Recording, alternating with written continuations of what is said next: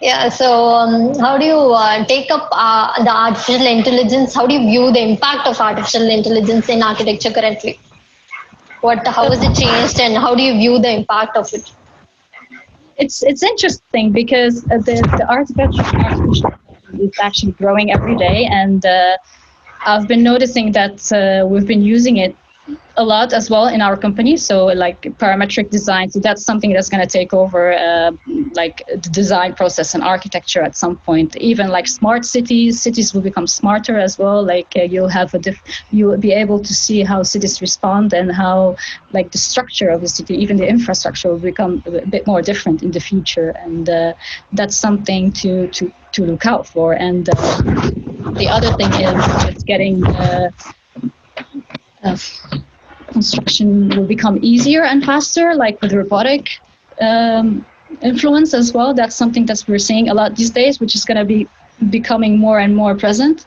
So that's something to look out for too. And even education-wise, like all the generation now studying architecture, what I realize now, it's they're getting a lot of like robotic and AI into their design methods. So that's something that's going to change the way architects used to see architecture before. So it's quite interesting. Like it's a shift. So now we're in the middle of that shift. We're not there yet properly, like full on 100%. So yeah.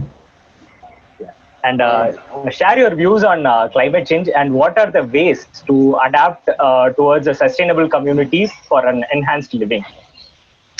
I mean, first of all, in regards to architecture and how you see an enhanced living in terms of sustainability, I think the first thing we need to look at is using sustainable materials, like and using low carbon footprint design method as well. So that's something that we should look out for, and that's something that we are incorporating as well in our company. So we did a few projects where we used only timber in one of our projects. I think it was a stadium in the UK in Gloucester. So that's something that we're trying to manifest as much as possible. Just renewable energy, getting water recycled, everything like not everything, like most of the things as much as possible. Just getting it as efficient as possible, like smart designs and the usage of materials. Basically, is the most important thing in my opinion. Basically. Yeah, thank you. And what's your take on the transformations and innovations in the future of architecture? How do you see the future of architecture will be, and maybe like after some 10 to 15 years or more than that maybe? How do you think the buildings will turn out to be?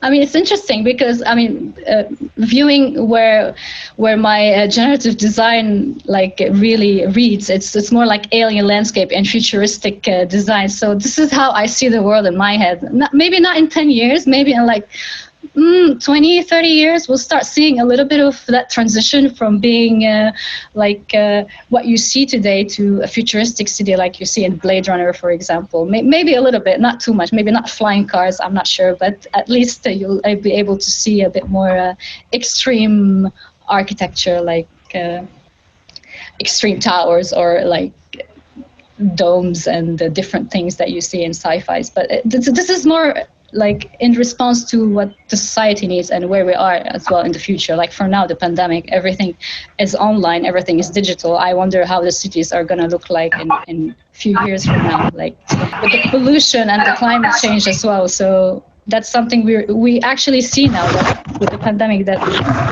the pollution is highly seen, like the impact of how the city has breathed in a way. Like I feel it more in London too. I feel like the city has changed somehow. It's more, you feel it, it's more relaxed, and in terms of like the nature as well. So I'm curious to see how like effect of a pandemic can do, or even something else in the future that will develop different visions of how the cities will look like.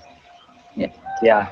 And over to the last question. So there are like, as you said, we saw you are managing architecture, medias, and other workshops and everything. So how important is time management for architects, and how do you like manage so well? Okay, so it's hard to manage a lot of things. I recommend not doing too many things because it gets too overboard, and then I would suggest just priorities. Like, what is the most important thing to you? Like for me, I think as I said before, a base architect. Like I focus 100% on my day job, and that's something I really love, because I love working at Zaha Hadid and I love being an architect.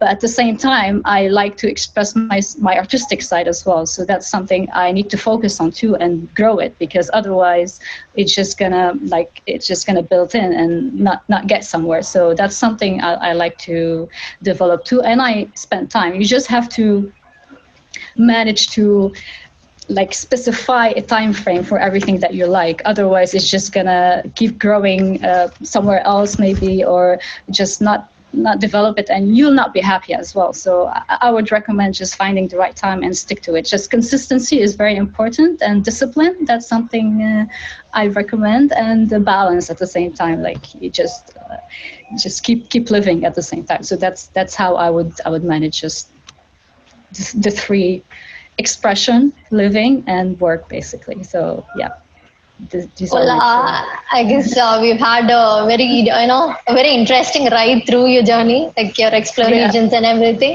It is actually, very amazed that you would have chosen something else apart from architecture, being the kind of person that we assumed you to be. But yeah, it's quite interesting. So now we'll move to the next section of the session, the rapid fire part. So in this section, we'll be displaying a series of pictures, and so you have to share your thoughts or your experience in relation with it. So over to the first picture. Yeah. And I guess the first picture, everyone can relate to it, because if anyone in India says Zaha, this is the first picture or first image that comes in every architect's mind, or every architecture student's mind. Yes, absolutely. The Haydar Aliyev Cultural Center. That's everybody's most loved project at Zaha Hadid. I really like this project because it merges very well. Like I love curves as well, but this one is very interesting because it's very smooth and it merges very well with the landscape, and it just the language of it. It makes you not think of it as something that you want to, like in architecture. It looks like an art masterpiece, basically. But it's wonderful. I think it's amazing. And the Abu Dhabi Performing Art, that's one of the projects actually that is very close to my heart, because when I was studying architecture, I used to go to the library and open Zaha Hadid books and look like where I am right now. That's quite interesting. But I used to really love this project, and I used to get influenced by a lot of things that Zaha used to say about it, and even the landscape, how the land formation it just goes from the land and just goes up. It's just merges completely with the landscape. That's something very peculiar about Zaha's designs. So yeah, it's one of the best projects. Show that. The Broken Cities.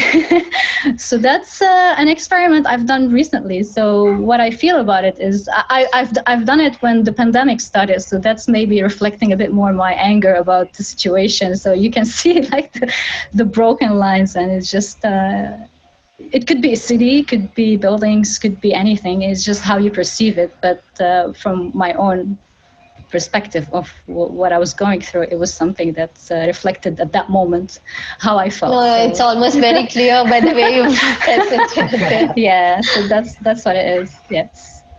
And what's the software, or what's the medium you did this?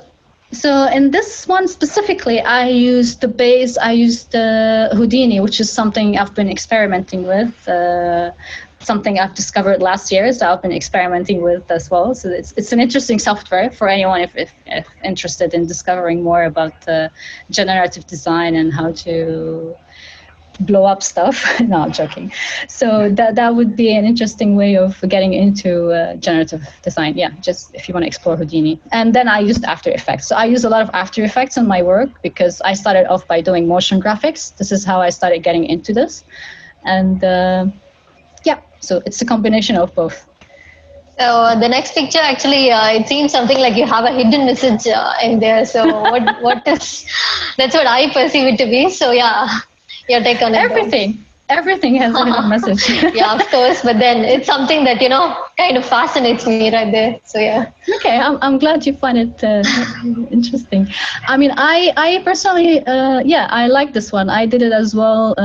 It's done in After Effects, that one purely. There's nothing else done with it.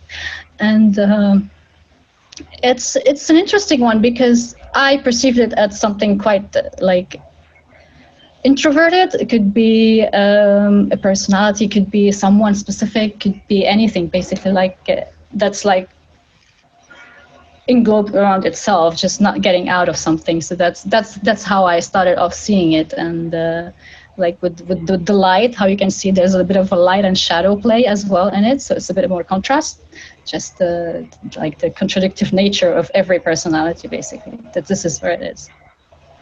And the next picture, I'm sorry. Yeah. And the next picture, I guess everyone will know her. She's Greta Thunberg, a climate change activist. So what are your views on her?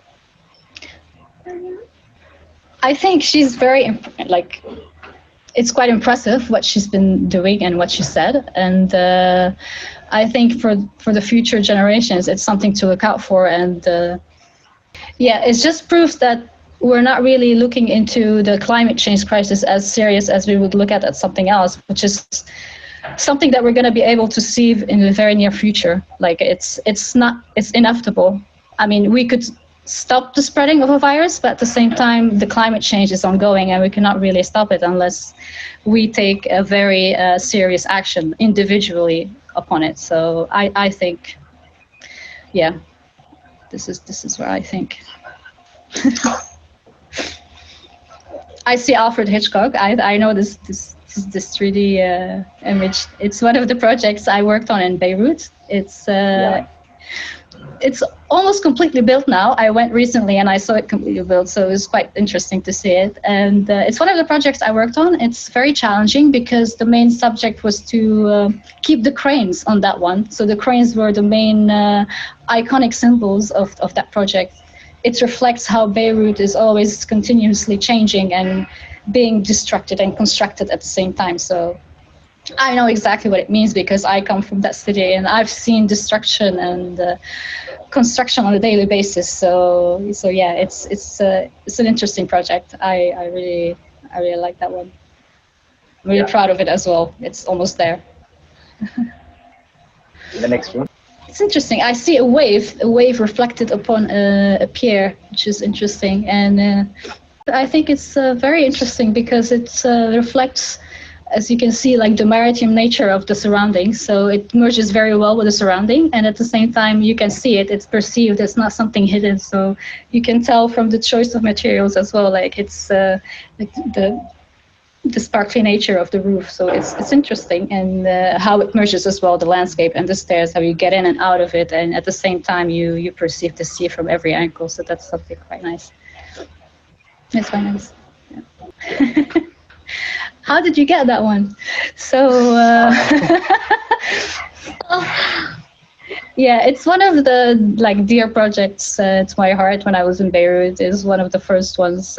It's a villa. It's a 3-story villa in a very interesting location in near Beirut. It's like in between a valley and the main city, so it was quite slopey, the whole terrain. It was very challenging to actually make the building work with the slopes and the building regulations, because building regs in Lebanon are very tough, but specifically that one because it's quite slopey, so we need to terrace all the way up. That's why this is where the chain of thoughts came from, the landscape formation and at the same time responding to the building regs. So that's why you see it stepping up at the same time merging completely into the landscape. So this is that was the main concept. So I worked on that one for a while. Yeah, and could you explain the choice of materials? Because from what I see or what I understand from this project, like you have already merged the project along with the nature, and it's like all integrated together. So why don't you say something about the material? So the materials were very simple, actually. It was glazing. It was double glazing with gabions, like rock gabions and mesh, steel mesh around as well. So that was the main solid part of the project. And the transparent part was just double glazing with the, but I think at the end we had to put some parts of the roof because otherwise it will be not quite livable. So that was more of a concept image, but at the end of the day, the end result of the project was a bit more concrete than that. So, but yeah, it was gabions and it was the structural mesh and the double glazing, yeah, with the mullions. That was the main, with natural rocks inside that mesh. That was the actual walls, like the thick walls. Yeah, and I think that's the end of the photo session. And I just have just one more question personally. And how do you think the impact of COVID will change the future of architecture?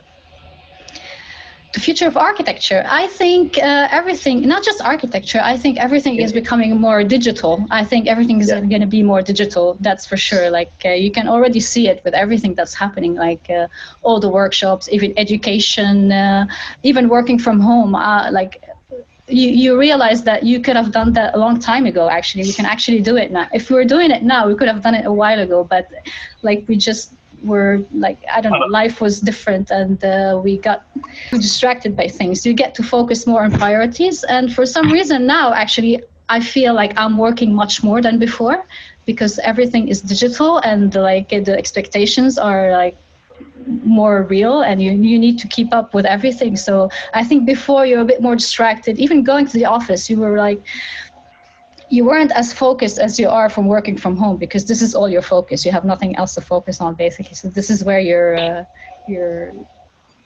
total focus is. So, and before we used to consume different things as well, like the surrounding, the pollution as well. So it's all connected. It's all going to change in the future. So you can already see it so far. So I think it will be interesting to see how the final outcome. Unless there's a second wave, I'm not sure what's going to happen, but I'm hoping for everything to be back to kind of a normal. Maybe it won't be back to 100%, but it depends. It depends on how things will develop with this pandemic. But from what I see, it's interesting. Everything is quite experimental, but at the same time, it's very productive. That's how I feel.